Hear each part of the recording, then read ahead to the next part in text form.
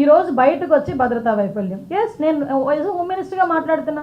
ఒకసారి భద్రతా వైఫల్యం అని మీరు మాట్లాడుతున్నారు, నేను చర్చకు సిద్ధంగా ఉన్నా. ఏ రకంగా భద్రతా వైఫల్యం అయిందో మీరు అక్కడికి వెళ్ళి ఎలా మాట్లాడుతున్నాడంటే జగన్మోహన్ రెడ్డి పోలీసుల బట్టలు ఊడదీస్తాం.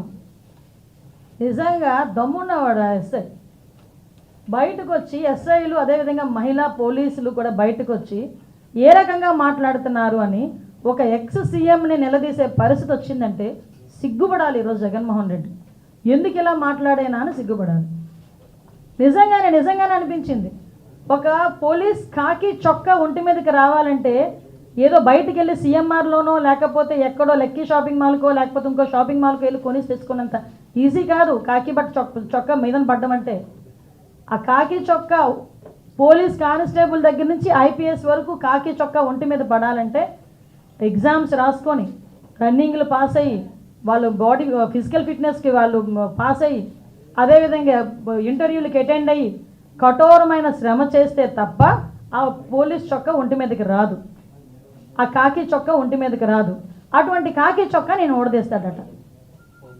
అది కూడా ఒక ఎక్స్ సీఎం మాట్లాడే భాష ఏమిటో నాకు ఒక అర్థం కావట్లే. అందులో ఆడవాళ్ళు ఉన్నారు. అనంతపురం ఎస్పీ ఒక లేడీ, అనంతపురం డిఐజీ ఒక లేడీ, అక్కడ చాలామంది లేడీ పోలీస్ కానిస్టేబుల్స్ ఉన్నారు, లేడీ ఎస్ఐస్ ఉన్నారు. అలాంటి వాళ్ళ గురించి బట్టలు ఊడదీస్తాం అలాగే ఇలాగా మాట్లాడుతూ ఉంటే సిగ్గనిపించట్లేదా? సంస్కారమేనా అది?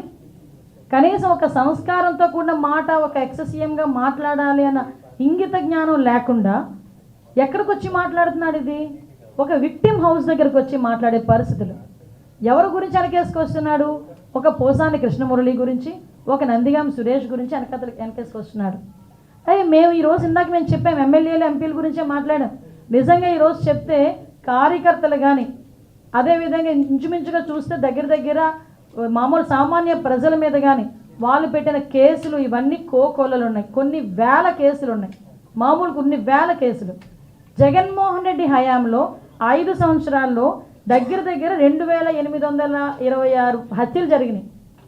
నిజంగా నేను అంటున్నాను జగన్మోహన్ రెడ్డితో, జగన్మోహన్ రెడ్డి నీ హయాంలో 2800 పైచీలకు హత్యలు జరిగినాయి.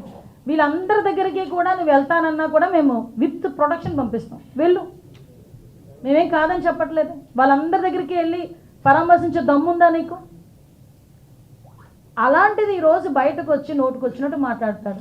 కార్మూర్ నాగేశ్వరరావు, అది గూండావో తెలియదు, ఒక ఎక్స్ఎమ్మెల్యే తెలియదు, ఒక రౌడీ షీటరో తెలియదు, బయటకు వచ్చి వాళ్ళ గవర్నమెంట్ వచ్చిద్దట, వచ్చిన తర్వాతట గుంటూరు నుంచి బయట ఉన్న అవతలు ఉన్న వాళ్ళందరినీ నరికేస్తాడట, గుంటూరు నుంచి చివరితలు ఉన్న వాళ్ళందరినీ బయటికి తీసుకొచ్చి తంతాడట.